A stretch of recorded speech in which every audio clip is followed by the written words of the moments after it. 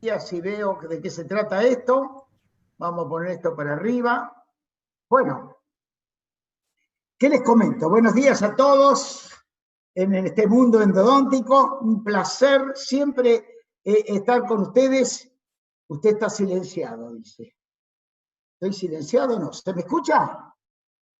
¿Me escuchan? Perfecto, se te escucha perfecto. Escuchamos bien. Muy bien. Bueno, les decía que para mí todos los domingos es un desafío interesante, lindo, durante toda la semana, preparando, buscando, tratando de no mostrarles las mismas radiografías, algunos casos diferentes, para tener otras perspectivas. Pero, ¿qué les quiero anunciar? Pero les quiero anunciar que esto en mi cabeza fue un ciclo y es un ciclo. Y este ciclo va a tener final, este ciclo, no digo que después vuelva a aparecer, pero este ciclo tiene un final el domingo que viene. Mi mujer me mira a los ojos, el domingo que viene. En este ciclo, fíjense, hemos tenido 4, 8, 11 veces hemos actuado conjuntamente con colegas, solo. Hoy veremos lo de sobreobturación, que es esta anteúltima, y luego vendrá la última del domingo que viene, del ciclo, en donde entre Carlos Cantarini y Denise Alfie quieren hacerme no sé, quieren que me confiese, qué sé yo. Y entonces van a hacer esta nueva actividad que se llama Confecciones de Invierno, Confesiones de Invierno, yo no me quiero confesar. Goldberg de otra mirada, no sé, me van a hacer una serie de preguntas que tengan que ver con endodoncia, espero, que no conozco y no quise conocer, ¿sí? Quiero ser auténtico como siempre y contestar lo que me pregunten en ese momento. Bueno, ya les mandaré a ustedes, de todas formas, ya está el ID ahí, ya tomamos también en la misma característica de domingo y en el mismo horario. Y bueno, y terminé este ciclo y tal vez empezaré en algún momento otro, pero bueno, me dicta el cerebro de que está bien. ¿De qué se trata hoy? Hoy se trata de los secretos de la sobreobturación. ¿Qué quiere decir los secretos de la sobreobturación o qué quiero decir con esto? Hay muchas cosas que seguramente ustedes saben, lógicamente, y otras que le va a permitir pensar. Yo siempre digo, yo no enseño endodoncia, yo rompo la cabeza.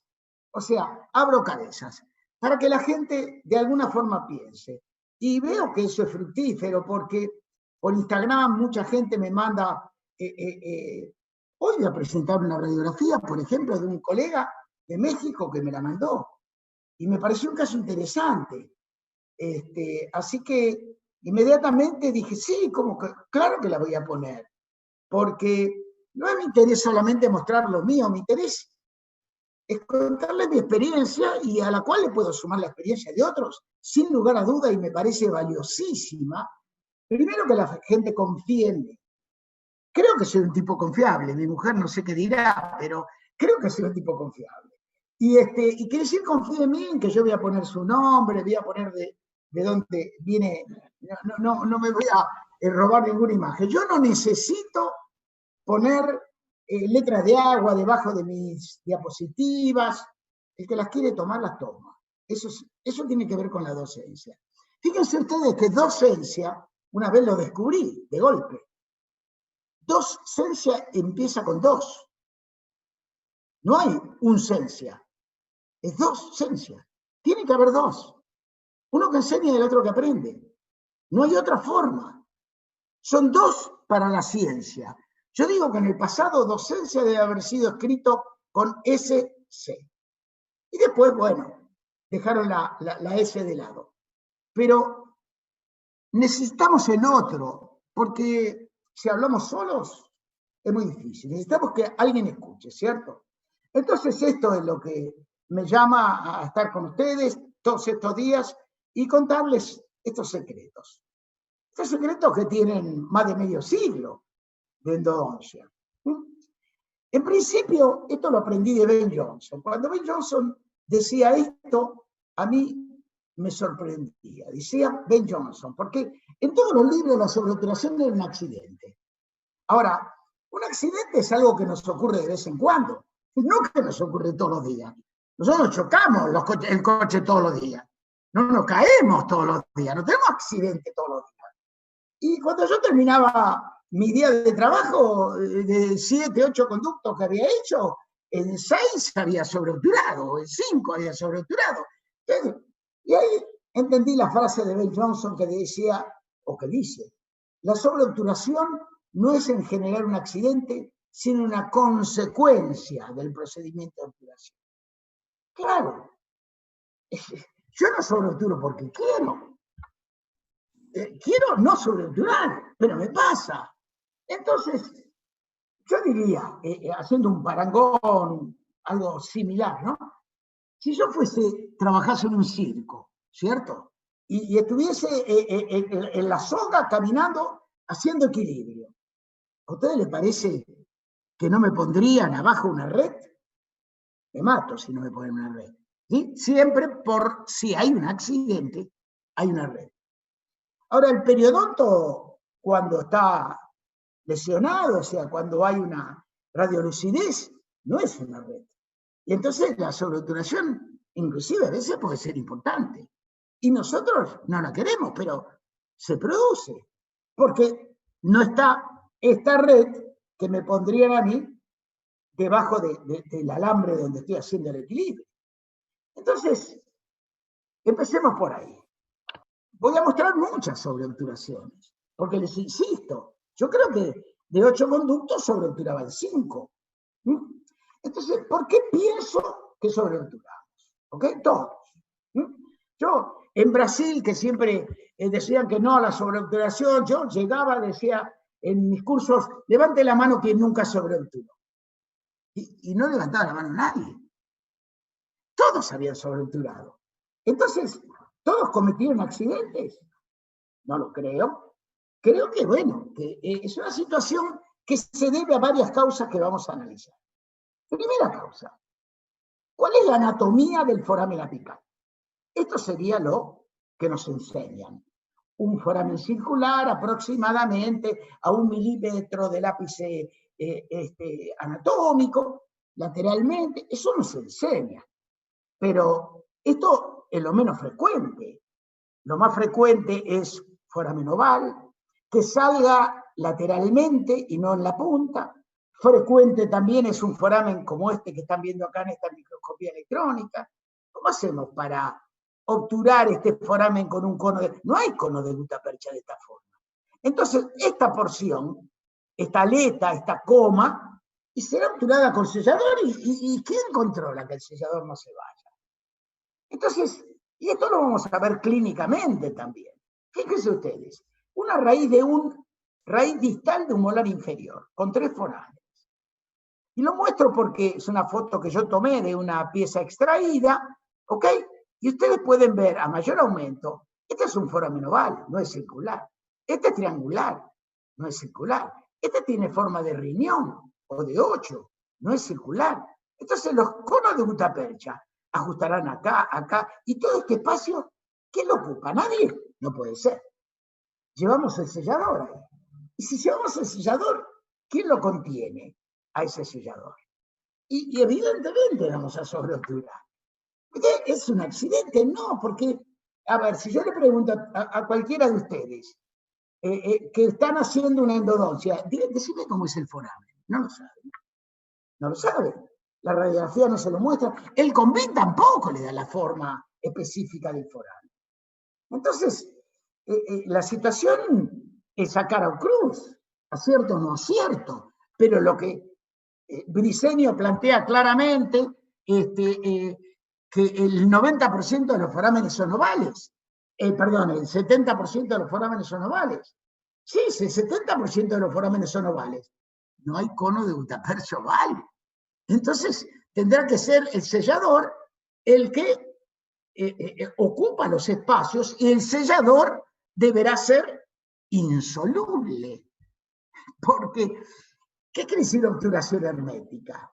Obturación hermética es una mentira que nos hemos inventado los endodoncistas. Podemos hacer una obturación adecuada, eficiente, pero hermética.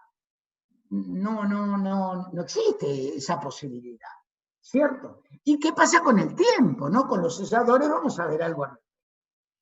Continuamos. Fíjense, este es el foramen que le mostré antes. Este es el trabajo de Briceño. Le voy a poner en cada uno los trabajos pertinentes por si les interesa. Y acá está la cita, Journal of Endodontics, 2004. La forma más común del foramen apical es oval, como esta. Entonces, ya está, punto. No hay cono de gutapercha que me ajuste. No hay lima de pasaje que limpie el foramen, porque las limas son circulares y el foramen es oval. ¿Cómo se limpia? Una parte. Bien, entonces, siempre caigo en esos paradigmas de la endodoncia que no sé, que los creamos y porque nos gustan y nos ponemos dificultades. Ricucci y Langland, año 98, ¿qué dice? Cuando el foramen se dispone, como en este caso, en forma oblicua, está en la parte lateral, y es lógico, la instrumentación y la obturación quedan cortas de un lado y sobreextendidas del otro. ¿Se entiende? Le voy a dar un ejemplo concreto a esto. Si yo ajusto un cono de gutapercha, ¿a cuál lo ajusto? A ese cono. A esa pared hice una sobreobturación de cono. Lo ajusto a la pared de abajo, es la otra posibilidad. Y esto, ¿quién lo obtura? Entonces, la obturación es algo mixto. Tiene gutapercha y tiene sellador. Entonces, si la gutapercha ocupa este lugar, pues el sellador ocupa todo el resto. ¿Y cómo hago para no extravasar sellador? Para no pasarme con el sellador. Entonces, clarísimo el concepto de que no es un accidente, es una consecuencia de la situación anatómica con la cual nos encontramos. Miren este caso. A mí siempre me gusta el caso clínico mostrar. Yo, acá está, el localizador me muestra a esta altura. Y yo les preguntaría, ¿me creen? Quiere decir, ¿les creo al localizador o no les creo? Entonces, como a veces pienso. ¿Y qué pienso? Pienso en esos forámenes que salen lateralmente, en forma oval, todo lo que me dijo la experiencia. Yo digo, si yo llego hasta acá, hasta ahí, estoy sobrepasado. Pero la radiografía no coincide con el localizador. Entonces, clínicamente, digo, voy a llegar con el cono de gutapercha hasta donde me indica el localizador, pero voy a pasar por un poco de cemento por lo que pudiese ser. Entonces, esta es en definitiva mi obturación. Gutapercha hasta aquí y cemento allí. Y ahí digo, ustedes dirían, y yo también, estás en el límite. ¿Estoy en el límite o estoy sobreobturando? ¿Y qué pasa? El control acá, 5 años y 10 meses después, ya le sacaron este diente, le pusieron un implante, se reabsorbió el sellador a H26 y quedó el límite de la gutapercha y el sellador. ¿Ok? O sea, el organismo hizo lo que yo no sabía hacer y él reabsorbió lo que estaba fuera del foramen. Porque el foramen puede estar por vestibular, por palatino, no está siempre por mesial y por distal. Entonces, esta es una imagen bidimensional de una realidad tridimensional. Y no le vamos a tomar una conductometría, un combine en cada conductometría. Entonces, como ven, uno genera estrategias. Y dice, en este caso, este sería el foramen, este no. Y a veces la estrategia coincide con la realidad y otras veces no. Miremos este caso. Un molar inferior, una lesión importante, inclusive que afectaba la zona de la furcación, un problema endoperio, vitalidad negativa. Voy a hacer la endodoncia. Y hago la endodoncia. Y tengo 2 conductos acá. Acá aparece uno, pero le voy a mostrarle otra placa encima. Son 2. 2 y 2. Vamos a tomar el mesial como ejemplo, pero serviría el distal también, pero el mesial mejor. Si los 2 terminan en un mismo foramen, la pregunta del millón, el foramen no va a ser circular, va a ser en 8. Si los 2 conos me llegan, va a ser en 8. Entonces, si es en 8, ¿quién ocupa la mitad del 8? Supongamos que este es un ápice. Acá tienen de un molar, de la raíz mesial de un molar. No es un foramen único, tiene acá, se unen en este. Entonces, un de gutapercha ocuparía acá, otro acá, y el resto lo tiene que ocupar el sellador. ¿Y quién puede hacer eso con el sellador sin que sobreobture? Ahora, después vamos a ver si esto es un problema para nuestro pronóstico o no. Pero lo cierto es que no va a pasar. Yo quería ahí esto, no. Pero se pasó aquí el sellador y se pasó aquí el sellador. Porque no sé cómo es la forma del foramen. Y acá está, 3 años y 5 meses después, un resultado hermoso. Fíjense, la furcación, se formó hueso, la cortical, todo reparado 3 años y 5 meses después, donde se ven los 4 conductos. Y estos dos, como les mostré antes, encontrándose en el foramen. Entonces, es difícil ser preciso en estas instancias. ¿Está claro? Otro caso. Viene a la consulta, este caso, una muchacha joven con esta lesión importante, le hicieron esto que se pretende llamar endodoncia. Bueno, se removió el perno, se removió la gutapercha, acá está la remoción del perno, remoción de la gutapercha, y se obturó, acá estamos con la conductometría, siempre con un instrumento de un grosor que ajuste en la porción apical para poder determinar con el localizador el límite, y luego, bien, perfecto, en la medida que teníamos una ausencia de stop apical, y ya estábamos en una época más contemporánea, usamos el MTA para la obturación de la porción apical. Y acá está con la obturación de MTA, y el resto tiene un perno y ionómero como refuerzo. Entonces, pero ¿cuán difícil es este MTA ajustarlo en la porción apical? Y acá se fue el MTA. ¿Yo quise? No, claro que no quise.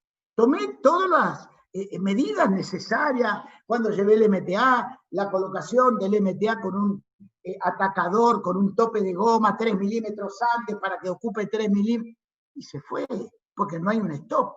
Julio del 2001. Esto va a alterar el pronóstico a distancia. Vamos a ver, 4 años después, miren la formación de hueso. Ahora, es interesante porque la gente que nombra el cemento reparador, cosa que siempre con Carlos nos reímos de ese término, ¿no? Cemento reparador, ¿sí? Entonces, acá se formó un hueso por el cemento reparador. Y antes que había H26, que es un sellador reparador. No, lo que eliminamos fue bajamos la carga bacteriana y la metimos presa a las bacterias y no pueden acceder a la zona apical. No tienen el camino a la zona donde pueden producir patología. Entonces, si quedó alguna bacteria aquí, quedó encerrada. Y el organismo ya, con menos carga bacteriana, dice, bueno, esto sí puedo reparar acá. Quiero que se entienda ese concepto. No hay nada reparador. Esto es un problema comercial, no es científico. Y yo lo puedo llamar como quiero. ¿Sí? Bien.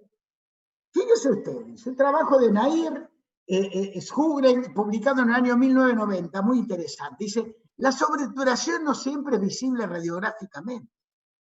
Pueden persistir en la zona periapical restos del material obturador que no son suficientemente radiopacos y por lo tanto no lo vemos. Y yo les voy a dar un ejemplo concreto en un rato. Fíjense ustedes, este es un caso que, donde hicimos después la histología con Osvaldo Mener, o sea, el caso era mío, Osvaldo hizo la histología.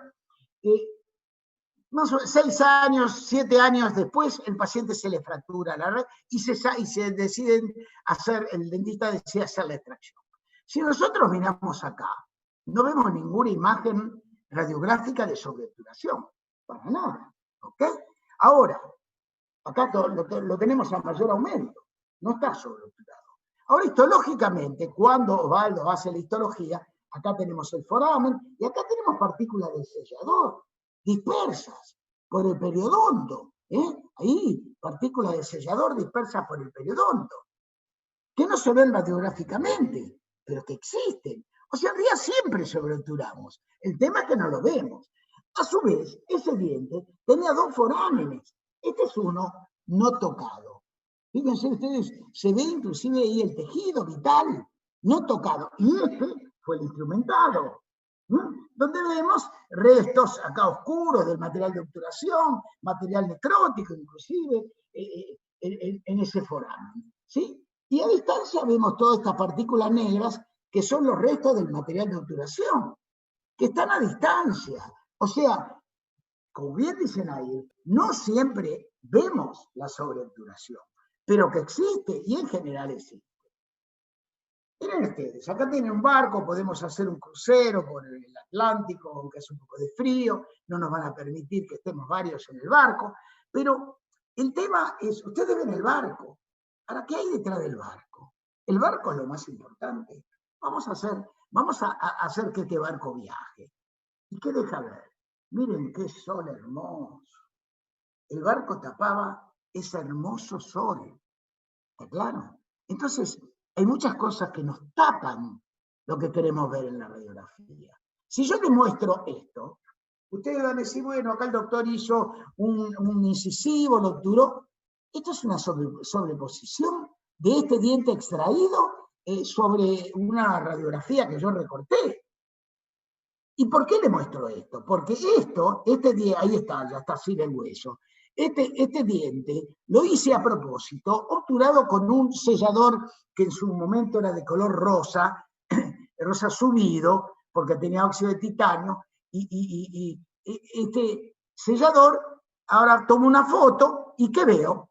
Lo rosa es el sellador, y lo blanco, detritus, tejido necrótico que pasó para afuera. Ahora, eso en la radiografía yo no me doy cuenta. Y entonces le echo la culpa a Grossman, le echo la culpa a Rickert, le echo la culpa al sellador. Y lo que yo mandé y no me doy cuenta, a eso no le echo la culpa. Y eso es más grave que el sellador, porque eso sí que está contaminado. Entonces, volvemos a lo mismo. ¿Qué veo y qué no veo en la radiografía? Ah, no, como hay una sobreobturación, le va a doler. No, le va a doler porque hay un sobrepaso de material necrótico. No por la sobreobturación. La sobreobturación fue porque hubo una sobreinstrumentación, seguramente, o porque el foramen es un foramen amplio. Y en un foramen amplio no solo se va el sellador, también se van las virutas que nosotros queremos eliminar del conducto radicular, y hasta un poquito de hipoclorito de sodio, ¿por qué no? Que podría producir una reacción no muy manifiesta, pero dolorosa. Fíjense ustedes, nosotros hicimos una experiencia. Muchos de ustedes usan cremas durante la instrumentación. En la época nuestra era el RCP. Esto lo hicimos con el doctor Araujo, lo publicamos en la revista de la Asociación Odontológica en el año 88. ¿Qué queríamos demostrar con Araujo? El RCP o el Glide o cualquiera de las cremas que ustedes utilizan como lubricante, ¿se pasan a la zona periapical cuando ustedes instrumentan? Y a mí se me ocurre que sí. Al contrario, tienen mucha más fluidez que un sellador. Seguro que se pasan, pero le echamos la culpa al sellador. Entonces, ¿qué hicimos? Le agregamos al RCPrep un producto radiopaco. Sustancias radiopacas que se usaban en pacientes con problemas de tiroides. ¿Sí? Y instrumentábamos los conductos. ¿Sí? Y después le tomamos la radiografía sin obturar, solo con la instrumentación, con el lubricante, sumado al lubricante las sustancias radiopacas. ¿Y qué encontramos? Esto, sobreobturación con el lubricante. Todavía no habíamos obturado, y ya el lubricante estaba pasando. Y entonces, inclusive podría pasar al dentario inferior, acá debe estar muy cerca. Y pasar al dentario inferior y decir, no, pero si no me pasé con el cemento, ¿cómo tiene problemas del dentario inferior? Ah, pero me pasé con otra cosa que no veo radiográficamente. Entonces, no todo se ve radiográficamente. Y le echamos la culpa, de pronto, a lo que vemos radiográficamente. Ahora, cuando hablamos de sobreobturación es interesante, porque alguien dice, uy, doctor, mire, acá sobreobturé, ahora sí, ¿es obturando el conducto lateral? Mire, doctor, encontré un conducto lateral. Ahí no sobreobturaste. Es lo mismo. El daño, digamos, si lo hay, es igual, tanto sea lateral como apical, o ambos. Y vamos a ver, por ejemplo, acá tenemos un caso, una lesión muy importante en un premolar superior, Y una sobreobturación con AH26. Marzo del 2000. ¿Yo quise sobreobturar? No. Pero evidentemente acá hay un foramen seguramente de un tamaño o de una forma que no pude controlar la sobreobturación. Ahora, ¿esto va a incidir en el éxito a distancia? Vamos a ver el control. 4 años y 3 meses después, en la reparación. El material se reabsorbió, vamos a charlar de eso luego, y ustedes tienen una reabsorción y una formación de hueso excelente en la zona apical ante una lesión sumamente amplia 4 años y 3 meses después. Con H26, entonces, es una epoxirresina. ¿Y eso va a condicionar el éxito? No, si bajamos la carga bacteriana lo suficiente como para que el organismo le satisfaga, entonces estamos en la posibilidad de obtener éxito. Está clarísimo eso. Acá tenemos, miren el caso, acá tenemos una lesión lateral muy importante, casi está por fistulizar. Yo en un momento pensé que podría ser el incisivo lateral, que tenía un conducto, un perno, pero cuando tomo vitalidad del camino me encuentro que lo primero que hago siempre, recomendación para los jóvenes, tomar vitalidad. No es costoso tener estos líquidos refrigerantes y ustedes pueden tomar la vitalidad. E inclusive si no lo encuentran porque no tienen una casa dental en el pueblo donde viven, pueden comprar los líquidos que se utilizan como refrigerantes para limpiar los aparatos de sonido. Bien, acá tenemos una lesión grande. Cuando hago la endodoncia, bien, quiero un stop apical. Y logro un stop apical. Acá está, miren, excelente stop apical. Y todo esto que sobreobturé lateralmente. Y bueno, lo quise. ¿Esto es un accidente? ¿O es una cosa? Había un conducto lateral ahí de un tamaño que permitió una salida importante del material.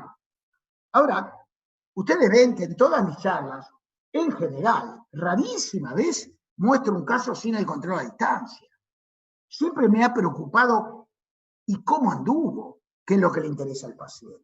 Y acá tenemos un control de este caso 12 años y 8 meses después.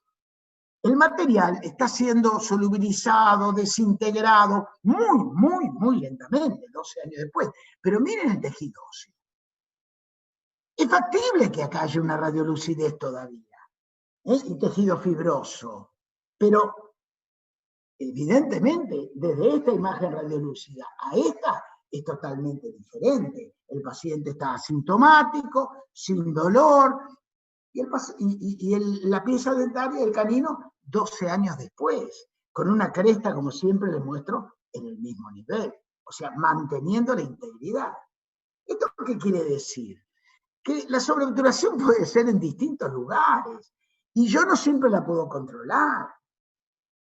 Entonces, por eso es una consecuencia de acá de que hay un conducto lateral de un tamaño considerable.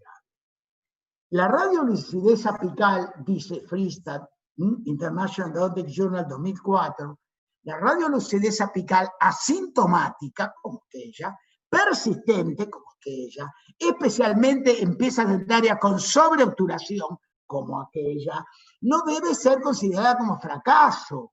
Muchos de ellos curarán luego de un tiempo prolongado. Y es una cuestión de tiempo. ¿Sí? Para todos, todo lo que aprendemos en nuestra vida es cuestión de tiempo. Yo aprendiendo 12 me costó 50 y pico de años de vida. Y otro aprende, mi nieto aprenderá a leer y le va a costar años de vida. Y así es el fruto de lo que estamos haciendo. Entonces también acá, no es, ay, yo hago la endodoncia y reparo, ay, doctor, toma una radiografía a los 6 meses y no reparo. Y seguro que no reparo. Inclusive lo podés ver peor a los 6 meses. Recién al año vas a ver alguna, porque el organismo al principio reabsorbe lo que no le sirve. Y hay hueso que no le sirve, entonces va a estar peor, va a haber mayor radiolucidez. Bien, vamos para adelante. Acá tenemos una sobreobturación mixta. Esta sale por un conducto lateral y esta sale por la zona apical. Y sí. Ahora, ustedes miren este caso, porque es interesante. Yo ayer lo estaba reviendo. Miren ustedes, ensanchamiento periodontal. ¿Sí? Ahí está. En la zona de la furcación también. El paciente seguro que tiene una fístula a nivel gingival. Esto drenaba por ahí, seguro. Y alteraba la función. Endoperio, no periendo. Endo acá adentro, enfermedad. Perio acá afuera, lesión, no enfermedad. Yo curo el endo, se va el perio. Claro, en eso hay que quedar muy claro. Diferente es lo periendo. Razón primaria y razón secundaria. 14 años y 10 meses después, no estoy mostrando 6 meses. Fíjense el hueso en la afectación, fíjense que desapareció el ensanchamiento periodontal. Ahora es interesante, si yo le muestro esta radiografía a un protesista, va a decir, acá hay un contacto prematuro, ensanchamiento por el... Atención, ¿tiene vitalidad o no tiene vitalidad? No, no tiene vitalidad. Puede ser una fístula transperiodontal y muy frecuentemente en los molares se da eso, ya le mostré varias veces. Y acá están, miren, el organismo es maravilloso, miren cómo ha formado el hueso ahí donde estaba ausente, miren la cresta, el nivel, miren el nivel acá, todo.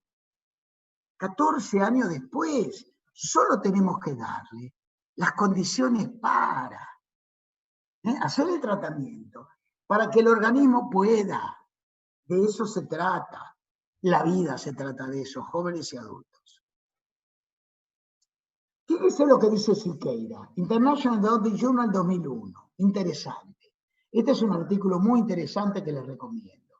Altamente improbable que materiales endodónticos actuales sean capaces de mantener una inflamación perirradicular en ausencia de infección. El problema es la bacteria. Porque, a ver, si yo puedo explicar esto claramente. Las agresiones físicas y químicas, el organismo la tolera mucho mejor. ¿Por qué? Porque no se incrementan o se incrementan muy poco. ¿Sí? O sea, si yo sobreobturo con un cono de gutapercha, hay una agresión física. Química poco, porque se solubiliza poco el cono de gutapercha. Física. Pero no le pongo todos los días el cono de gutapercha y sobreobturo. Es una agresión física única ese día y ahí el organismo dice, ¿quién es este que está acá? Gutapercha. Bueno, vamos a rodearlo con un tejido fibroso y ya está. Y no vuelvo a incidir nuevamente en la agresión. Lo mismo es si sobreobturo. En general, una vez que endurece el material, la solubilidad muy baja y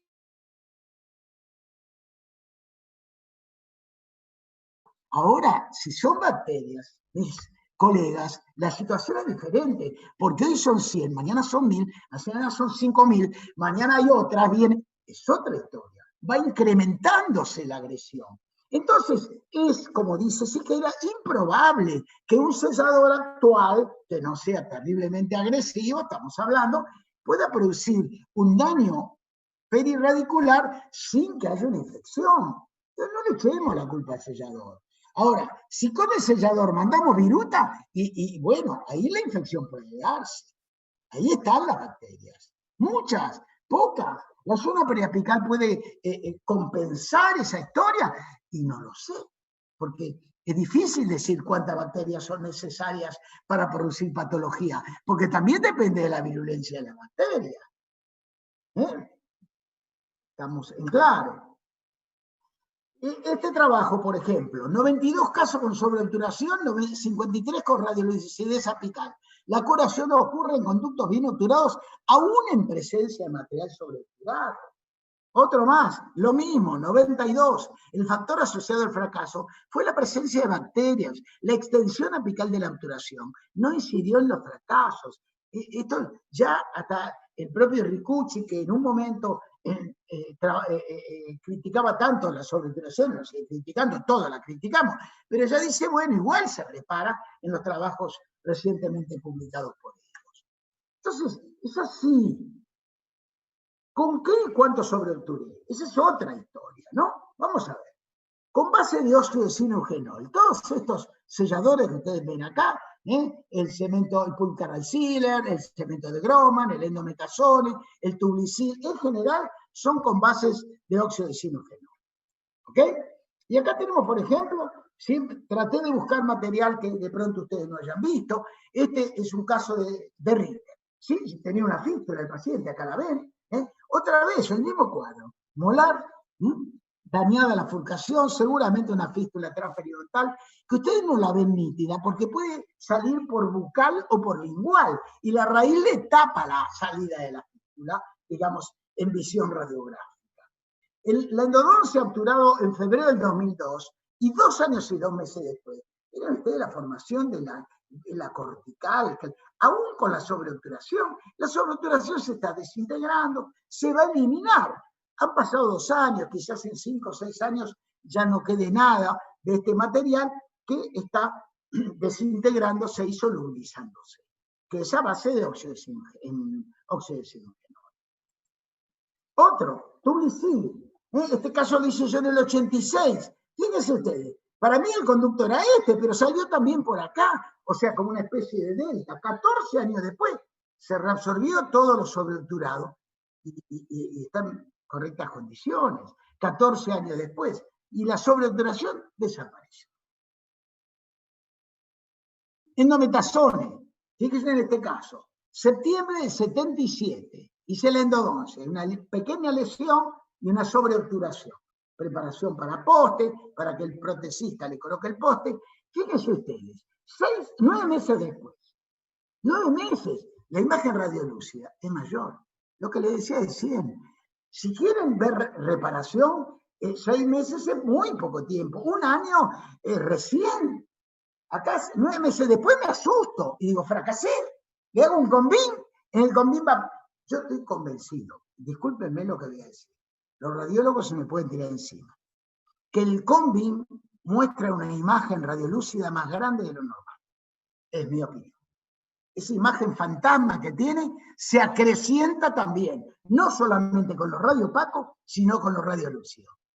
Perdón, Roberto, pero eso es lo que pienso. Y entonces, si ustedes toman un combín acá, ¡qué imagen radiolúcida! Fracasó la endodoncia.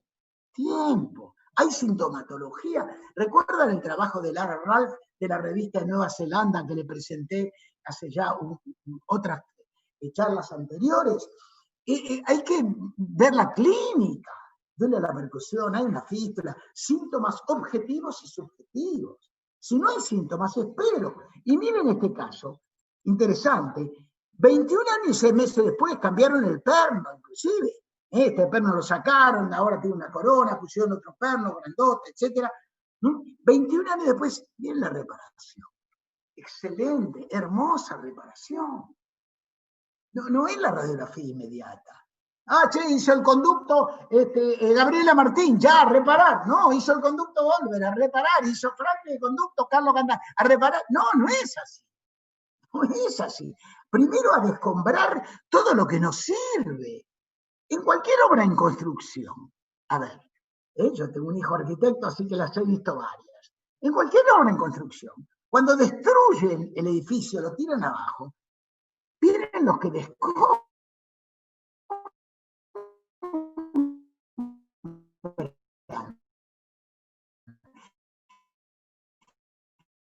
y se llevan camiones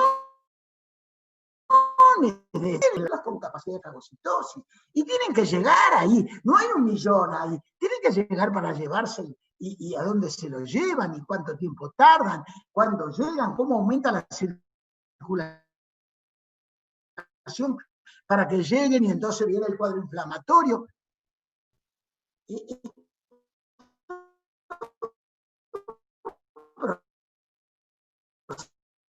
Eso.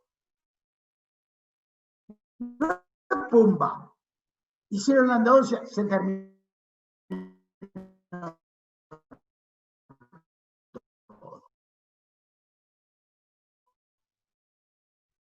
Entonces acá está el tiempo y la cresta en el mismo nivel, de paso a paso información.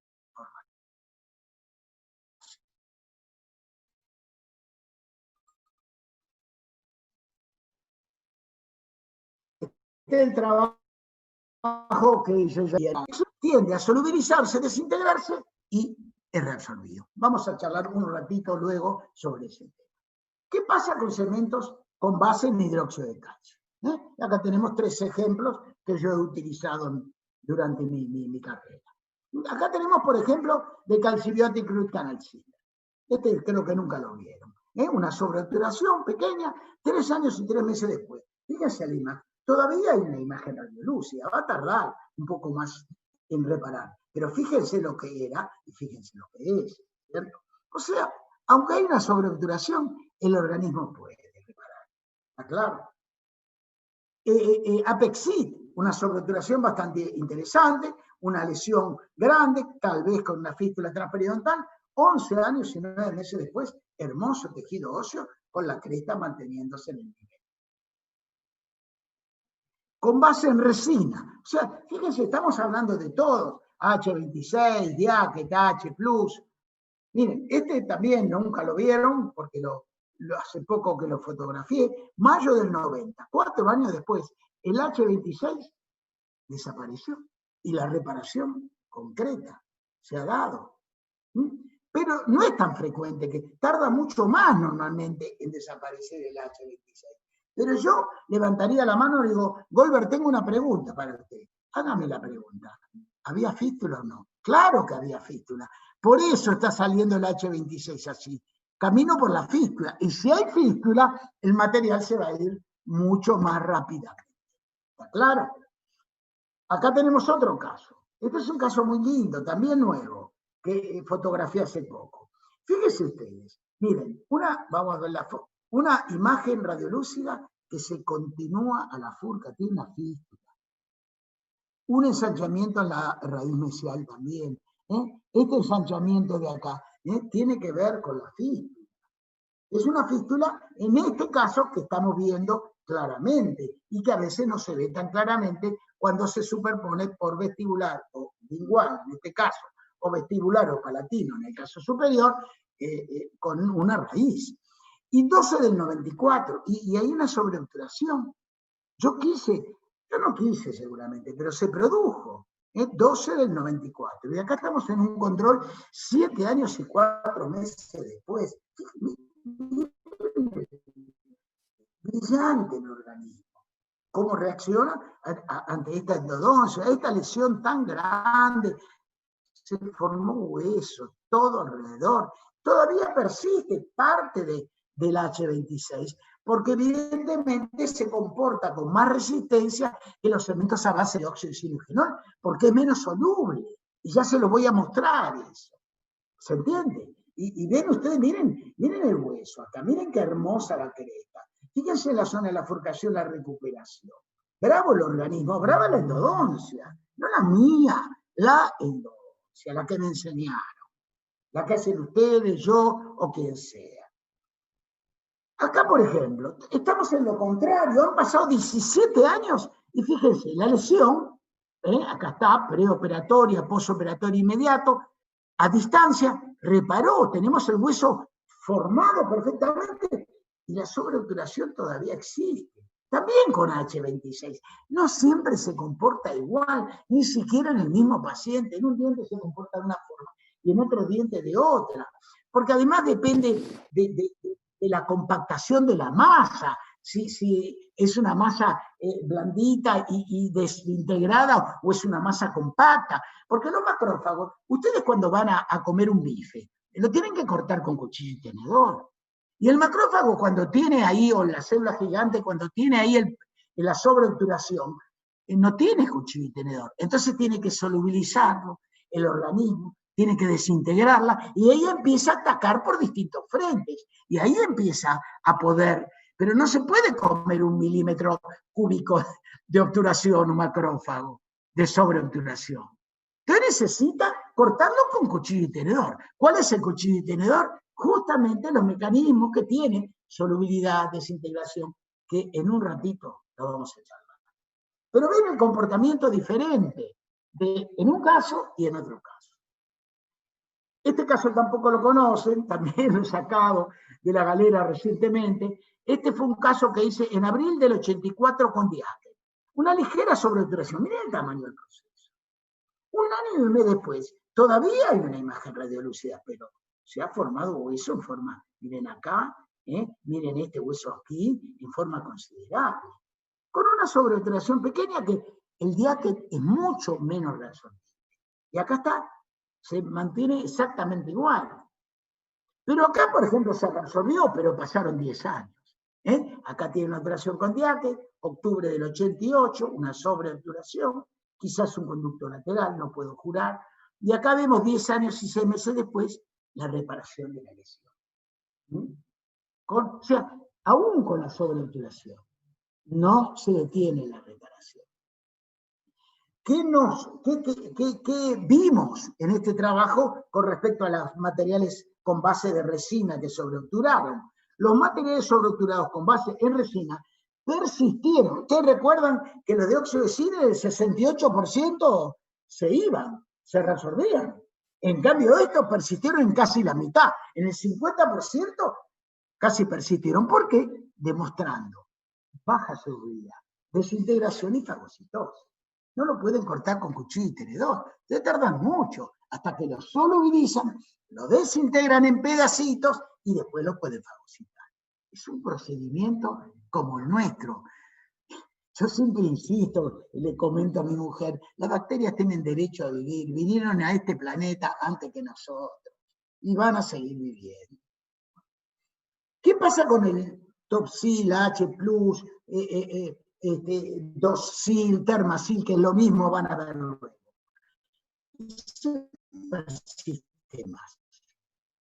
Ese se reabsorbe menos. Esto también es una resina, pero una resina de característica adamantina que tiene mucha menos solubilidad, muchísima, muy baja solubilidad. Entonces, en ese sentido, es un sellador, sella, porque tiene baja solubilidad y no se desintegra. Entonces va a ser compañero nuestro durante mucho tiempo, 7 años y 7 meses, y este pega. Pero ¿impide la reparación? No, porque ya no irrita más. Entonces se ve claramente la cortical aquí y el tejido reparado de esta imagen radiolúcida importante en este incisivo superior. Otro caso, con H+, fíjense, una sobreobturación, y han pasado 5 años y está casi igual, un poquito menor quizás, o casi igual la sobreobturación, ¿cierto? 5 años después, este material tiene mucha menos posibilidad de reabsorberse. Y estos son 4 productos, los 4 son iguales, es de la misma fábrica, miren, Dentsply, por acá, BW, que es Dentsply, Dentsply, que es de Trey, Dentsply, que es Maylefer, son los 4 la misma cosa, solamente que tiene un envase diferente. Y son también lo mismo que los que vienen ya preparados, H+ Jet, o Ribon, que es también, pero de Tulsa, o 2-Sil, que de la BW, estos son todos lo mismo. En un envase diferente, este viene para premezclado, pero son exactamente lo mismo. ¿Okay? ¿Qué encontró Ricucci? Que me facilita esta muestra. Tanto a 2 como a 4 años de control, Ricucci con menos tiempo, la persistencia del H+ fue mayor que con todos los cementos a base de óxido de zinc. Es lo que le estamos mostrando, persiste en este trabajo publicado en el año 2016, pero no altera la reparación, igual hay reparación, pero persiste más tiempo esta resina adamantina. Ahora, ¿por qué voy a hablar de grandes sobreobturaciones? Porque me pasa a mí, le pasa a ustedes, y al que no le pasa, no la muestra, pero le pasa. Entonces, voy a mostrar mis vergüenzas también, porque si no muestro mis vergüenzas, los jóvenes van a creer cuando sobreobturan que hicieron una calamidad, y bueno, no es un accidente, es una consecuencia que no sabemos cómo está el foramen, dónde está el foramen, si hay otros forámenes, si hay laterales. Entramos a ciegas. Somos, digo siempre, un ciego en el laberinto, donde nuestro bastón es la lima, 10, pero después no sabemos nada. Entonces acá tenemos, miren, yo quería esto con diaque, claro que no lo querían. Una lesión grande, no había stock, pero me pasó, pero claro que me pasó, y me pasó muchas veces, y voy a mostrar, mayo del 96. Ahora, la pregunta es, ¿esto impide la respuesta? Esto impide la reparación. Acá está, 5 años y 3 meses después. Miren el hueso. Esta formación clara, ¿sí?, en procesos grandes, en forma de rayo de sol, es clara de la reparación de formación del hueso. Y el diástema está ahí, casi intocable, un poquitito. 5 años y 3 meses después. Esto fue un fracaso, pero claro que no. Miren inclusive la cresta en el mismo nivel, no hay sintomatología clínica, no hay fístula, no. El organismo dice, bueno, voy a tener que convivir con esto. ¿Qué hace para convivir con esto? Lo encierra. ¿Cómo lo encierra? Con tejido fibroso alrededor y el resto va formando tejidos. El tejido fibroso alrededor, ¿qué hace? Hace que irrite mucho menos. Cierra, fibroso, poco vaso, no hay tanta salida de productos. ¿Ok? Entonces, cierra el barrio, como se pasa ahora con el coronavirus, que cierran un barrio. Bueno, el tejido fibroso sirve para eso, para encerrar este producto. Y entonces se va a reabsorber mucho más lentamente porque no hay una cantidad de circulación necesaria. Entonces, el organismo es muy sabio, muy sabio. Miren este caso. Yo venía muy bien. Cuando de pronto hago una compactación vertical y ¡pumba! El top seal, que es lo mismo que el H+, que yo les mostré antes, se fue para afuera. Una lesión sumamente amplia. Agosto del 2005. Miren, 3 años y 11 meses después. Este de acá se fue acá y se está desintegrando. Este de aquí se fue aquí. Miren, se cayó porque esto es un vacío, ¡pumba! ¿Ok? Se rompió de aquí, se desarticuló de aquí y se cayó por gravedad. Y ahora, 3 años y 11 meses después, ¿ok? Miren el hueso, en forma areolar, creciendo, perfectamente bien, y va a ocupar ese espacio. Y el H26, y el H+, o el top seal, como bien dijo Ricucci, va a tardar mucho o no se va a reabsorber nunca porque tiene poquísima solubilidad. Entonces, el organismo no tiene el cuchillo y el tenedor. Ustedes, si el té está muy fuerte, le agregan agua. ¿Por qué? Porque lo solubilizan. Y acá es un producto que no se deja solubilizar. Entonces va a tardar mucho en reabsorberse. Pero esto, como bien dice Siqueira, ¿va a impedir No, son las bacterias lo que impiden. Entonces se va a reparar. No lo quiero, no me gusta. Y les voy a mostrar ahora mi Golden, mi producto de oro. ¿Ok? Miren mi sobreobturación ahí. Lloré. Cuando vi, miren, mi conductometría, todo está bien, y cuando obturé, yo no hice fuerza, nada, y miren la cantidad. Yo empecé a llamar a este paciente al otro día, el paciente me decía, ¿pero por qué me llama tanto, doctor? No, ¿cómo se siente? Bien, perfecto. Yo tenía miedo de haberme metido en el conducto dentario. Grave. Situación que me volvía loco a mí.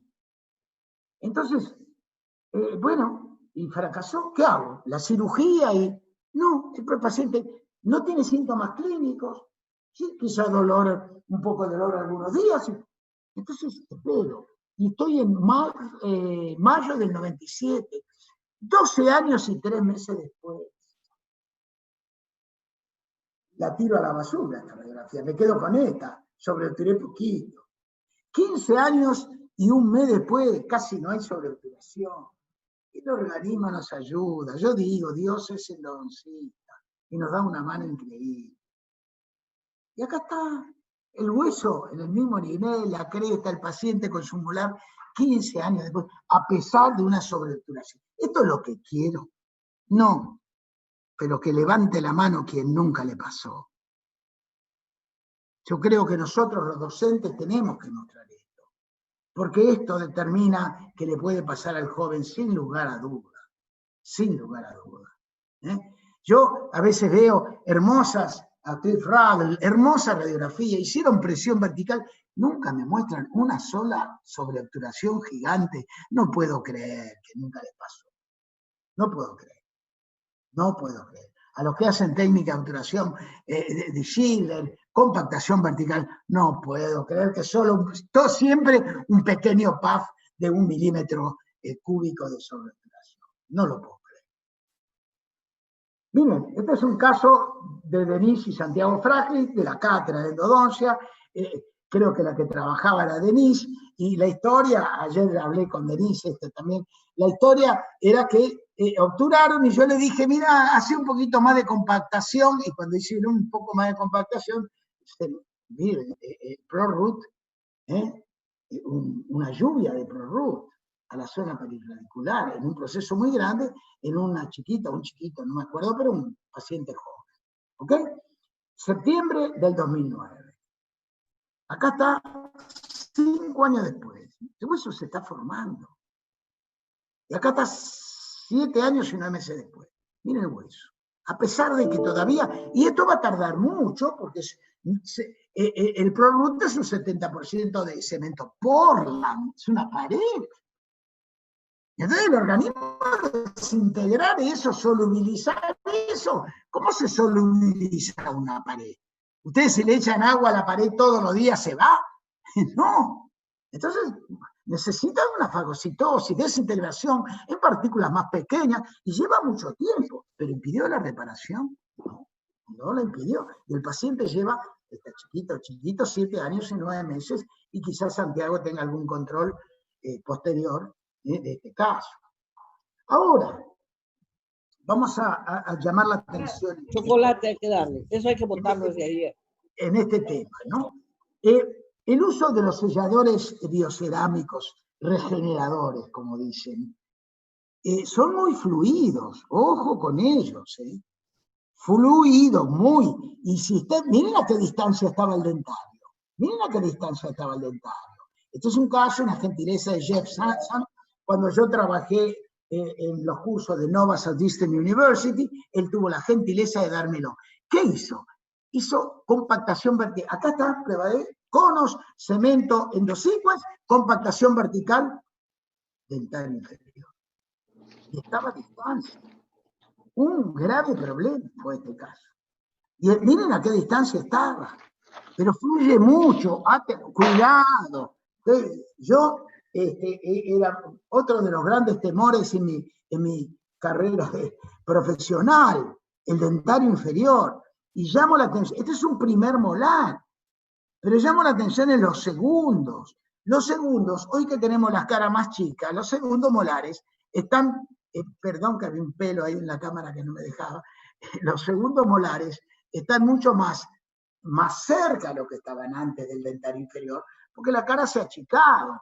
Y esto lo dice, fíjense ustedes, está publicado, Chong, 2015, evaluación con Combin de 272 ápices individuales de segundo molar inferior.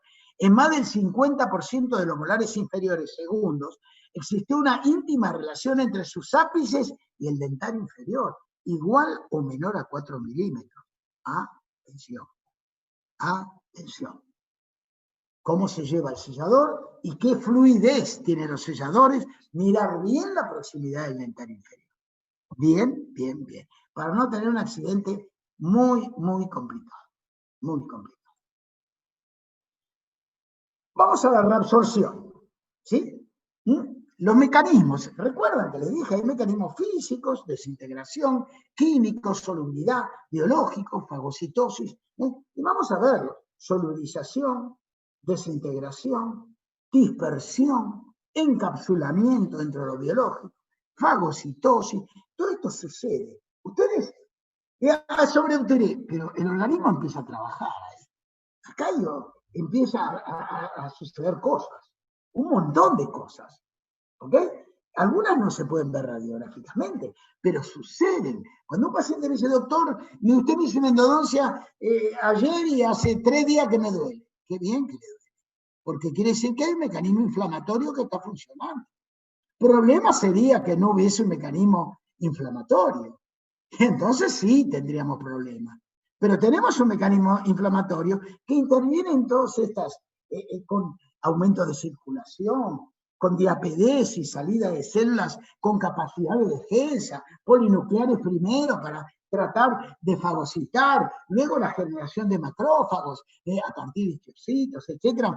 Es todo un escenario donde entran numerosos actores.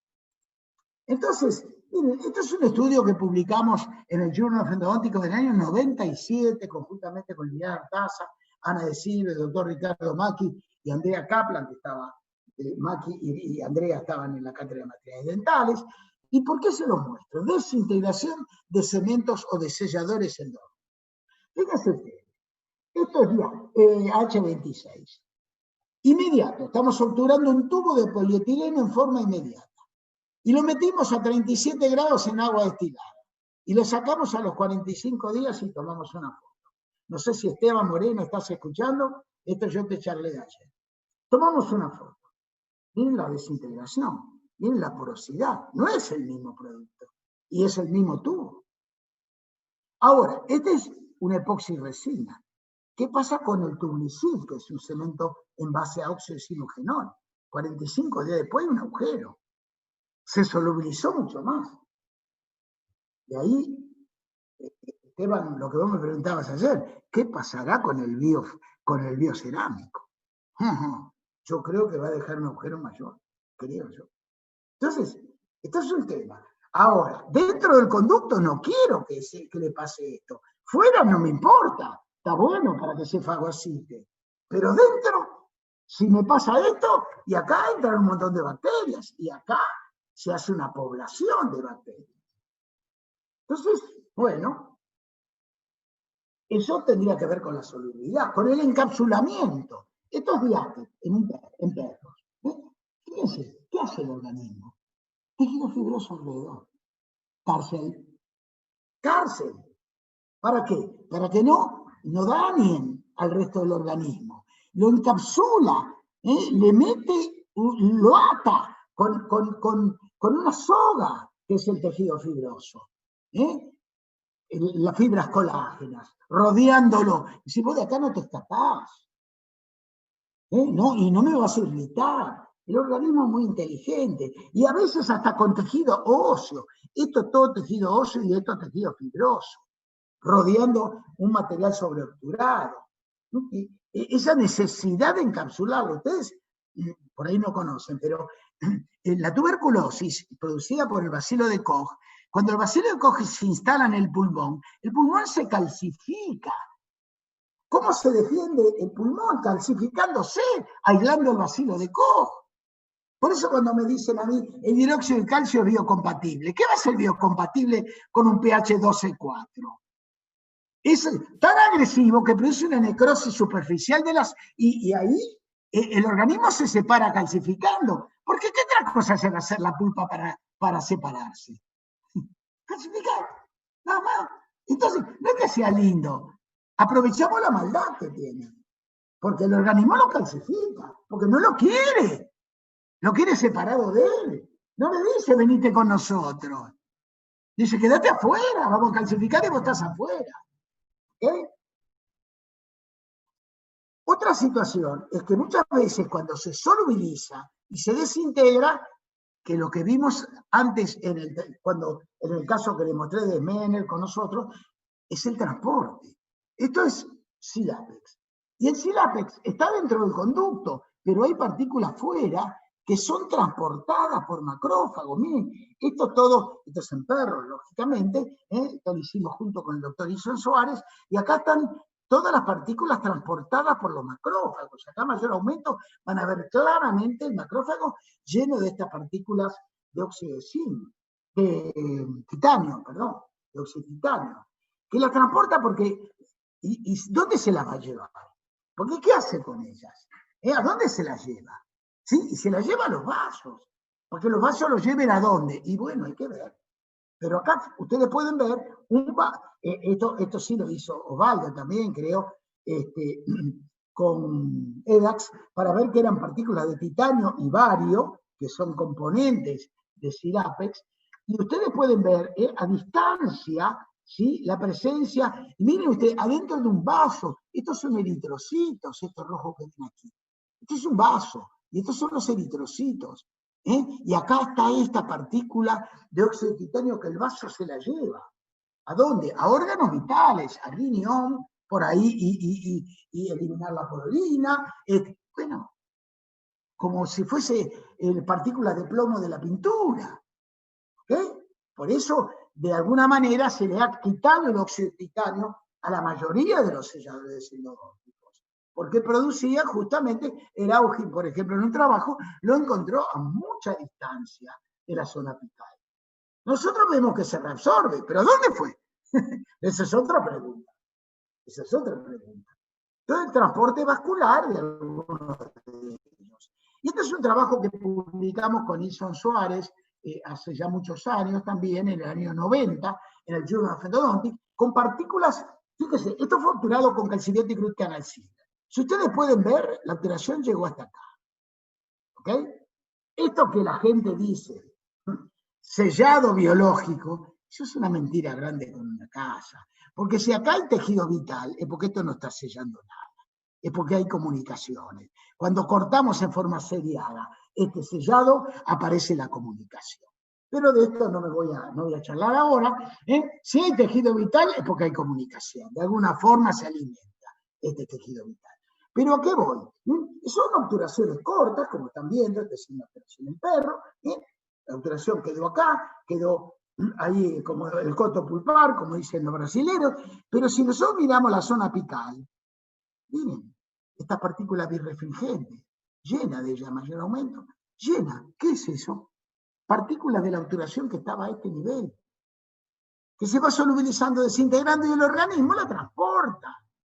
Entonces, ¿qué encontramos? En muchos casos, partículas del sellador fueron encontradas a considerable distancia del foramen apical. Ya lo había encontrado Muruzábal y Augen, y eso, todo, con otros selladores.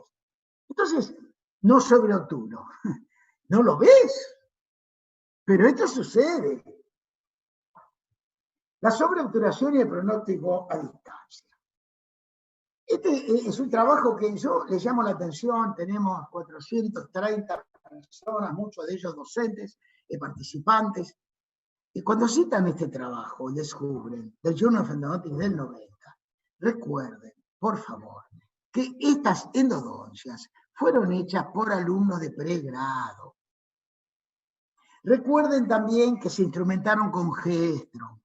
Alumnos de pregrado hoy no usan Gestron en la zona apical. Recuerden que la irrigación fue con 0,5% de hipoclorito.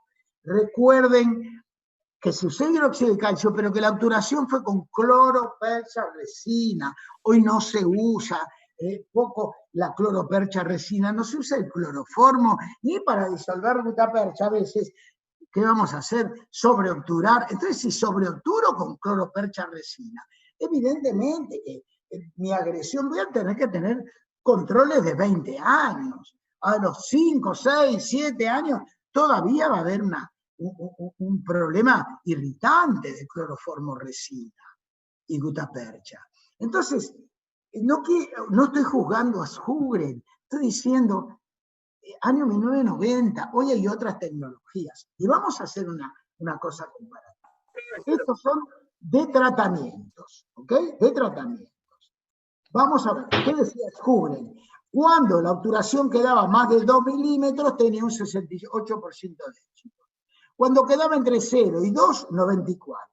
Y cuando sobreobturaba en tratamiento, 76%. Ahora, en retratamientos, ¿qué le pasaba? En retratamientos, el 76% se le caía al 50%. Pero están hechos por alumnos. El alumno removía bien la gutapercha, instrumentaba adecuadamente. Yo veo histologías que presentan ahí y siempre digo, no lo hacía bien. Entonces quedaba bacterias, y porque transportaba y no limpiaba bien las paredes. Si nos es difícil el retratamiento a nosotros, piensen en un alumno de pregrado. Entonces, a su vez, si sobreobtura y rían un retratamiento con 0,5, bueno, tenemos menos posibilidad de éxito, y está en el 50%. Pero vamos a comparar ahora. Vamos a comparar. Voy a comparar el trabajo de Farsanet 2004 con el de Jugre en 1990. Farsanet en retratamientos, dientes con lesión periapical, control 4 a 6 años. Extrusión de sellador. Cuando hubo extrusión, que fueron 37 casos, tuvo más éxito que cuando no la hubo. ¿Y eso? Si comparo, acá era el 50% de Jugre, y acá el 84% de Farsanet. Pero es que el sellador y el procedimiento era diferente, y los profesionales eran diferentes. Unos eran alumnos y otros eran profesionales. Entonces, por favor, hay que leer los trabajos, no leer solamente el resumen, ver el trabajo en profundidad. Y entonces se entiende, y no estoy criticando a Jugren, estoy diciendo, no, y él dice, hecho por alumnos, es correcto. Entonces comparo alumnos con alumnos. En cambio acá estoy comparando profesionales con alumnos. Y muchos de los profesionales esto de la disciplina de endodoncia. O sea, con cierta práctica. ¿Se entiende el concepto? Abrir cabezas. Eso es lo que quiero.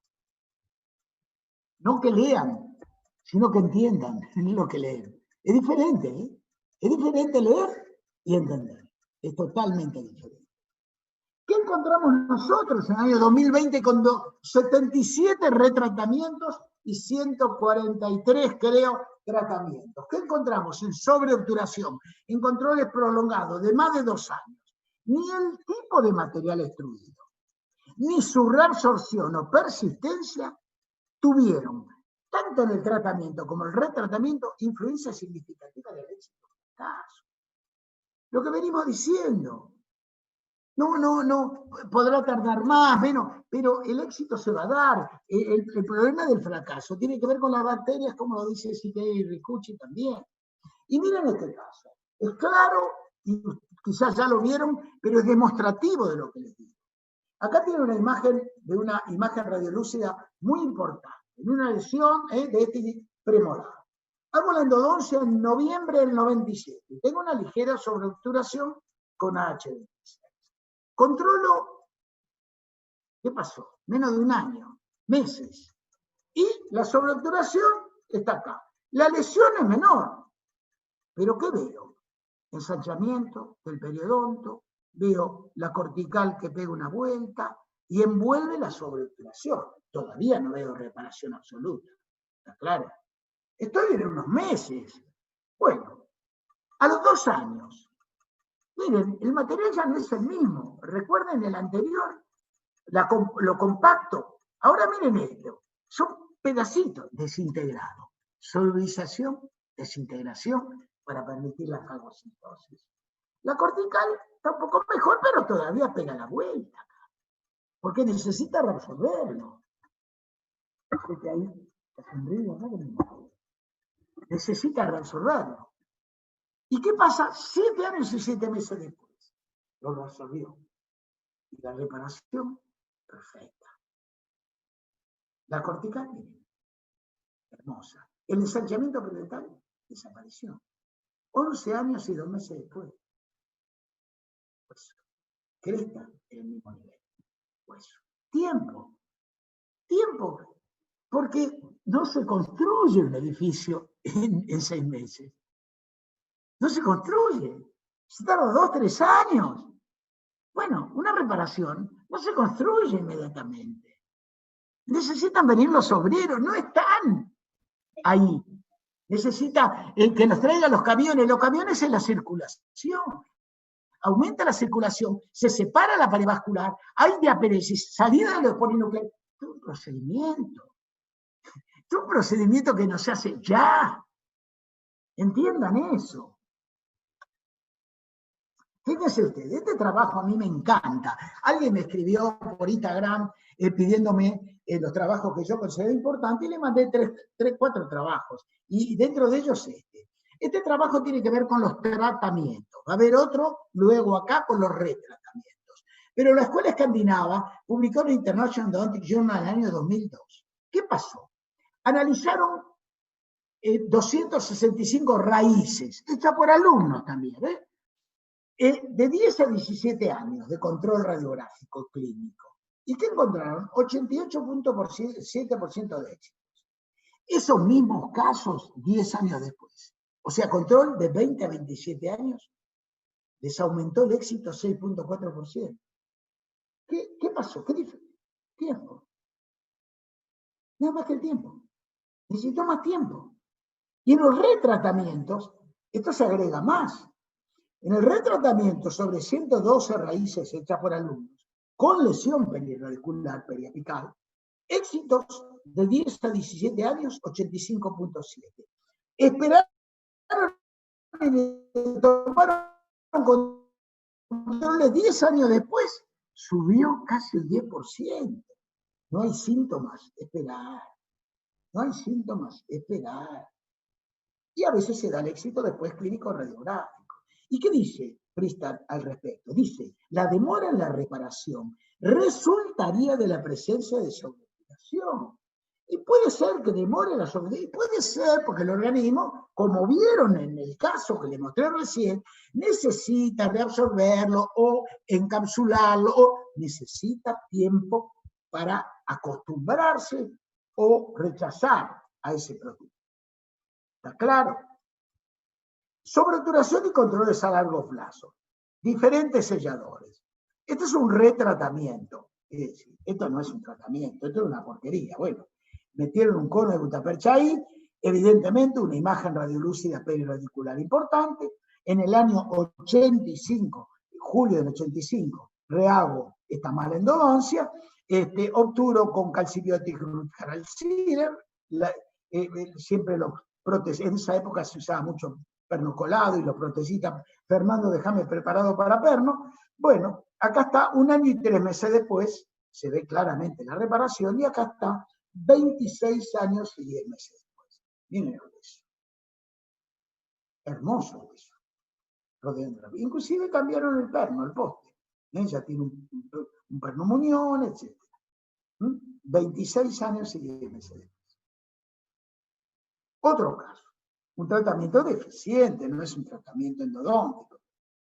Metieron un material de obturación ahí, no sé si instrumentaron.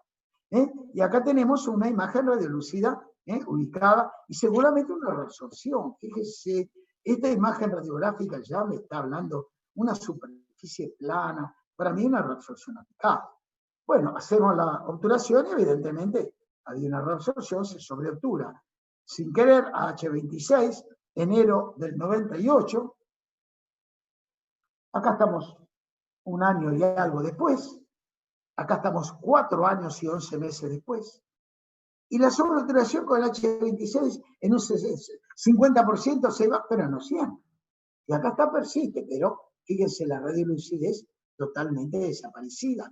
La formación de nuevo hueso. 4 años y 11 meses. 12 años y 6 meses. Todavía tenemos un poco del sellador, pero el hueso se ha formado. La cresta en el mismo nivel. El hueso se formó. A pesar de la sobreobturación. Tiempo prolongado. Y con el H26 en un caso se va, en otro no. Y depende porque nosotros estamos viendo la superficie. Estamos viendo milímetros cuadrados, no milímetros cúbicos. No vemos profundidad. Quizás esa pequeña sobreobturación llega de tabla interna a tabla externa. Y para mí es pequeña porque la veo en la imagen radiográfica ortoradial. Pero no sé qué profundidad tiene. Claro. Otro caso con diaque. Una sobreobturación. 10 años y 3 meses después desapareció. Pero no era que con el diaque tardaba mucho más. Y sí, pero cada caso es diferente. Y acá fíjense el espacio entre la obturación endodóntica y el perno, tan común.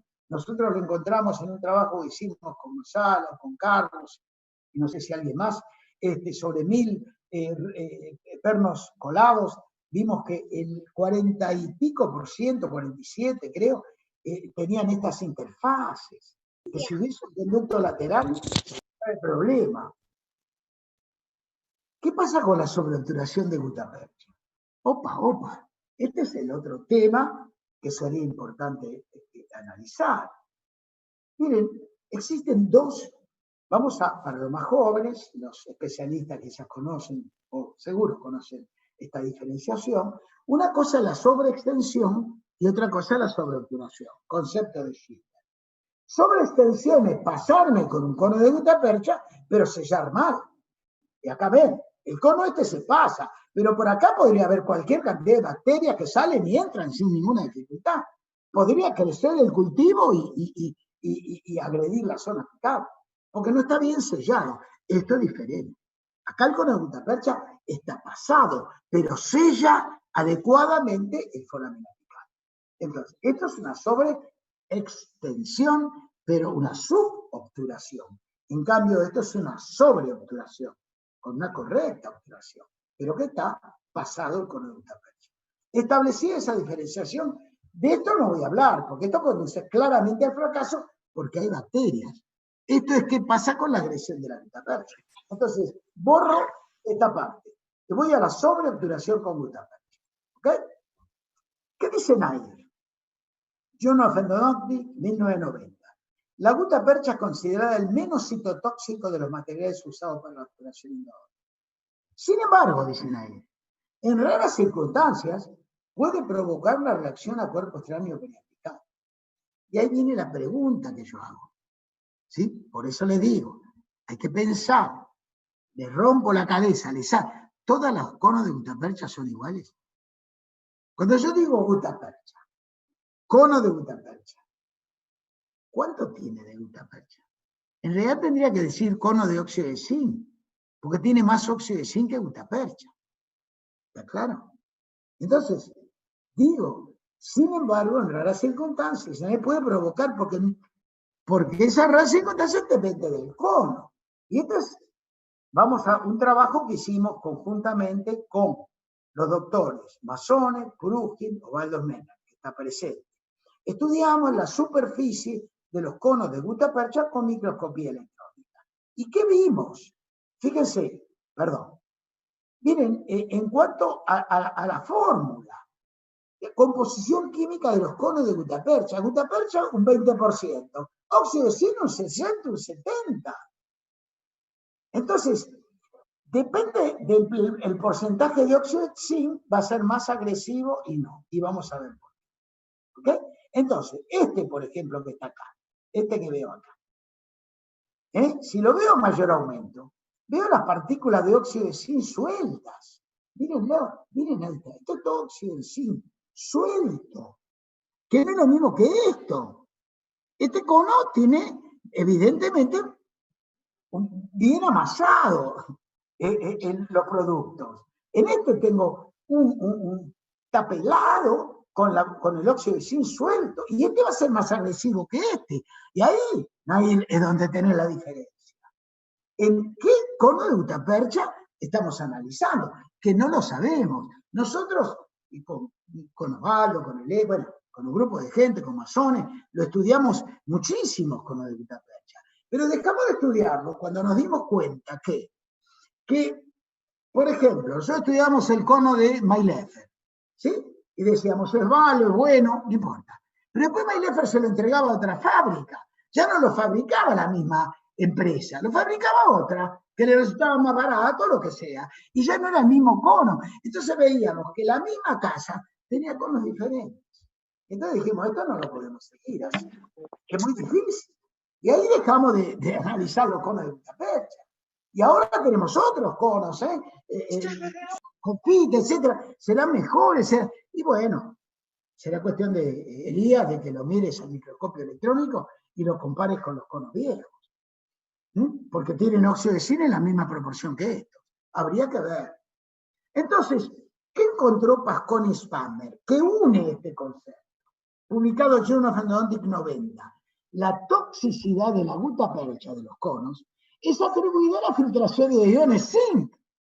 Entonces, cuando el ion zinc está más suelto, como en ese cono que le mostré, y va a ser más irritante. Esto no lo digo yo, lo dice Pascone y Spammer en el año 90. Entonces, la irritación dependerá de cada uno de los conos. ¿Ok? Y vamos a ver cosas clínicas. Miren este caso. Este es el preoperatorio. El paciente me lo envía en esta situación. Tengo que sacar el perno colado y tengo una sobreobturación. A veces podemos enganchar el cono y sale esto también. Y a veces no. queda. Y acá me quedó, no lo pude sacar. Pero, ¿qué controlé con la endodoncia mía, digamos, con la que hice? Controlé la carga bacteriana. Bajé la carga bacteriana. Lo que quedó es alguna carga que siempre queda y una irritación física. Y acá está 3 años y 4 meses después. Fíjense la formación de hueso.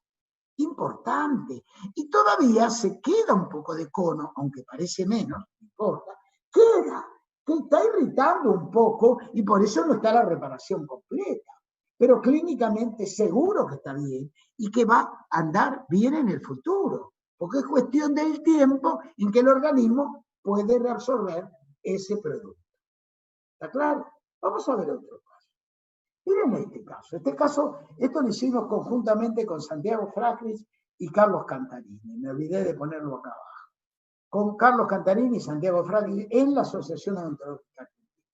Este era un joven que venía con esto, no, yo ni yo me permito decir con esta endodoncia, porque esto no es endodoncia.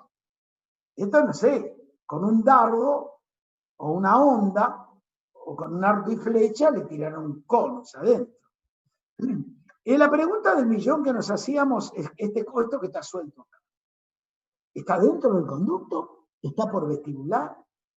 ¿En la cavidad? ¿En la logia ósea? ¿Está por lingual? ¿Por palatino? Bueno, lo primero que sacamos el perno, la corona, un muchacho de 20 y pico de años que tenía una piscina, maduró, porque tuvo un traumatismo hace muchos años y le hicieron el conducto, qué sé yo, cuando tenía 8, 9, no sé. Bien, pudimos sacar todos los conos menos este cono no lo podía sacar. Entonces lo miramos y no estaba. Esto que ven ustedes aquí, acá redondito, así es el foramen. Esta es la luz del equipo, ¿sí? Que refleja. Y al cono no lo veíamos. Y yo podía ver bien todo el conducto, pero no el cono. Así que supuse que el cono estaba por vestibular y por palatino, fuera del conducto. Entonces, ya en esa época, nosotros usamos el MTA, pero no el ProRoot. Usamos, creo que el MTA que me había dado en su momento Torabineja, que era el que él fabricaba, el que él hacía con cemento Portland y óxido de bismuto, etc. Año 2001. Estoy hablando hace 19 años.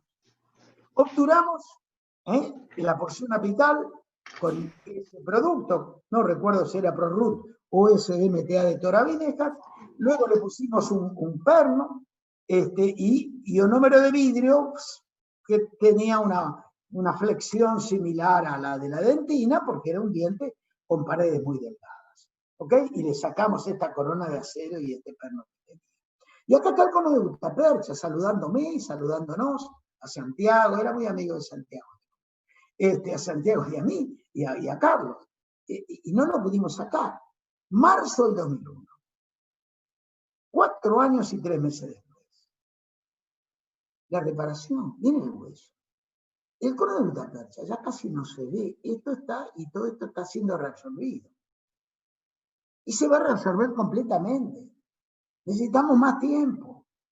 El organismo reabsorbe hasta los conos de plata. Primero los oxida. Y esa es una forma de solubilizarlos y desintegrarlos. Y después los fagocita. Brillante el organismo. Qué lindo lo que tenemos dentro del cuerpo. Inteligentísimo. Entonces, 4 es reparación pero vamos más. Miremos este caso. Este es un premolar inferior, vino a la consulta para hacer un retratamiento, una raíz cortísima, un ensanchamiento periodontal, seguramente una fístula transperiodontal, cómo uno empieza a leerlo, sacar el perno, remover la gutapercha. ¿Voy a poder remover la gutapercha acá? Y a veces sí, a veces no. Pues no. Acá está, 98. Obtuve la porción apical, ¿cuántos milímetros? 3, 2, y el resto para el perno, porque si hago una obturación como dicta la ley de 5 o 6 milímetros, el perno lo tiene en la mano todo el día. ¿Okay? Entonces, muy bien. Y acá está el cono de Gutapercha que estaba ahí, que no pude sacar. 98. Y acá estamos 3 años después. ¿Qué queda de la Gutapercha? 3 años, poco tiempo. La reparación, hermosa. Hueso, perfecto. El ensanchamiento desapareció. Y un pedacito de gutapercha que todavía el organismo debe estar luchando. Lo reabsorbió, lo transportó, seguramente todo eso. Lo reabsorbió y lo transportó. Parte la reabsorbió, parte la transportó. 3 años después. Este caso, lo envían para un retratamiento. Saco la gutapercha de aquí, pero esta no la puedo sacar. Inclusive mando más gutapercha y sellador a la zona apical en el año 90. No pude removerlo.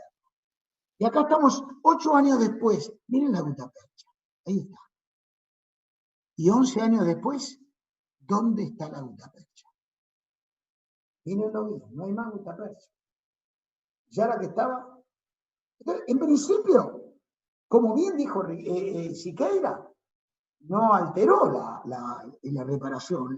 Quizá la demoró, puede ser, pero que la reparación se da, se da.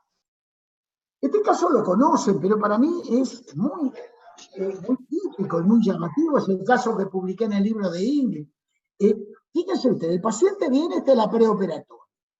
Era un paciente que a los 8 años tuvo un trauma. Le hicieron la endodoncia a los 10 años y ahora tenía 28.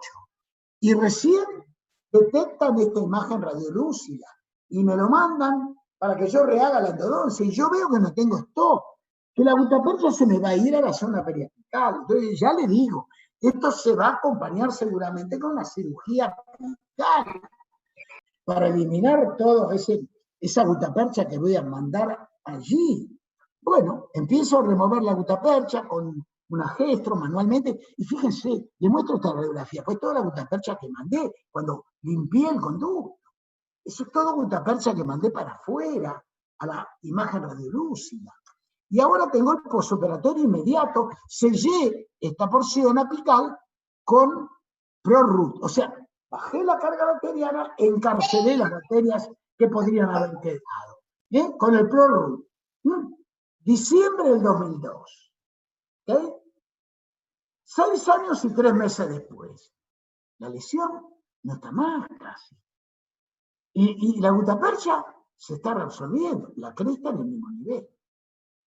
Y 10 años y 2 meses después, miren lo que queda de la gutapercha, este chiquitín. Y la reparación total. Recuerden esto y miren acá. Y queda solo un chiquitín de gutapercha. ¿Por qué? Porque sellé bien la fábrica de bacterias que está dentro del conducto radicular. Y la gutapercha se reabsorbe también. Lleva más tiempo, lógico. Y la cresta en el mismo nivel. Para terminar y dejar lugar a las preguntas, Octavio Ruiz Medina me mandó este caso hace 5 o 6 días. Ojalá esté escuchando, Octavio. Le pedí permiso a Octavio para presentarlo y me dijo que sí. Es de Colima, Octavio, México, ¿no? Creo que no me equivoqué de país. Octavio lo envían para que rehaga esta endodoncia. ¿Ok? Miren la imagen radiolúcida. Importante, ¿eh? Seguramente estaba fistulizando por ahí por distal. Bueno, Octavio remueve la corona, remueve el perno y decide hacer, fíjense que no hay stop apical. Hay una reabsorción radicular, evidentemente. No hay stop apical. Y Octavio decide hacer una obturación con MTA y gutapercha. Obtura la porción apical con MTA, lleva la gutapercha y usa el gutacondensor para compactar bien la gutapercha. ¿Y qué le pasa a Octavio? ¿Qué le pasa a esto? Tumba. MTA y gutapercha, acá hay un mix. Por ahí esto es MTA, esto es gutapercha. Miren la sobreobturación que le pasó. ¿Sí? Febrero del 2010. ¿Ok? Control a distancia 2 años y 1 mes después. Miren la formación de hueso. Increíble. Fíjense, esto ya no está más. Todo hueso. Una irritación física, pero el organismo de la irritación es el cacho de gutapercha. Octavio le cobró la endodoncia por un lado y la gutapercha por el otro, seguramente. No, es un chiste. ¿Cómo el organismo de pronto puede superar Estas cosas que nos suceden a todos, ¿sí? A todos nos suceden estas cosas que de pronto no podemos controlar, porque no es un accidente, es una consecuencia de lo que estamos haciendo. ¿Ok? Bien. Entonces, resumiendo, ¿sí? Tenemos un tiempo para preguntas. ¿Deseo la sobreobturación? No, yo no la quiero. ¿Pero me pasa con frecuencia? Sí. Seguramente ustedes también. ¿La sobreobturación es causa de fracaso? Les demostré que no. ¿La sobreobturación con el mismo material se reabsorbe con igual velocidad? No. A veces sí, a veces es muy difícil. ¿La sobreobturación retarda la reparación? Es posible. ¿Sí? Lo dice Friedman. Es posible. La retarda, pero no la impide. No la impide. Entonces, yo me pongo del lado de la sobreobturación.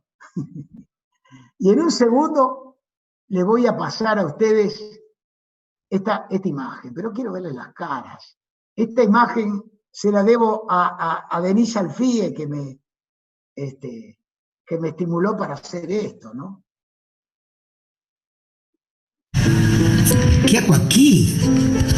Soy un material sobreobturado que debería estar en el conducto, pero me han expulsado a un sitio lejano donde no me hallo. Me encuentro solo y muy ajeno en este territorio, un inmigrante no deseado. En un mundo rojo sangre, yo soy blanco tiza. Todos los habitantes de este contexto me miran con extrañeza. Aparecen células de diferente procedencia, líquidos de variado color y hasta unos personajes que dicen llamarse bacterias, que me imploran su amistad. Hoy he visto por primera vez una valla de fibras que parecen rodearme para privarme de la libertad. Se disponen a mi alrededor un grupo policial entrenado del comando de fibroblastos. Todos buscan rodearme, aislarme, en tanto los miro con sorpresa y miedo. Ya han pasado varias semanas de mi presencia y he perdido parte de mi esencia. Si cuando aparecí en este extraño mundo era lo que despectivamente llamaban sobreobturación, hoy solo quedó de mí una ración. Lentamente me han robado mi sobreobtura, mi resto, solubilizándome con balde de líquido tisular, desintegrándome en porciones más pequeñas y fagocitándome poco a poco y cuerpo a cuerpo por la acción de ejército de macrófagos que desconozco. ¿Qué quieren de mí? ¿Dónde me llevan? ¡Ladrones! Siguen robando mi esencia y mi presencia. Ya no lucho, ya no irrito, no molesto. Muy lentamente voy desapareciendo. Ya no queda sombra de mi sombra.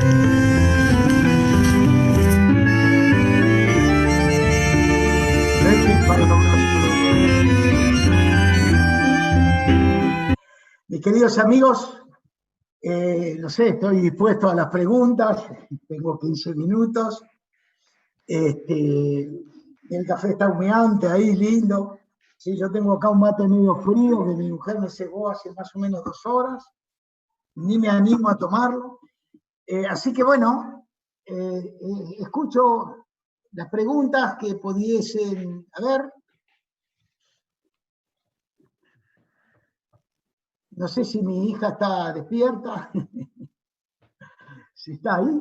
Si no, todas las preguntas que pudiesen, yo tendría que desilenciarlos a ustedes, participantes, invitar, no sé, mail no, tengo que desilenciarlo, pero no. Eso, muy bien, acá aparece, muy bien, desilencié. Menos, ahí está. Perfecto, acá estamos. ¿Alguna pregunta? ¿Algún dato? Rosita Escavo está ahí, me manda cosas. Bueno, realmente, miren, aquí, ¿qué ser humano no quiere ser querido? y que la gente me diga gracias y...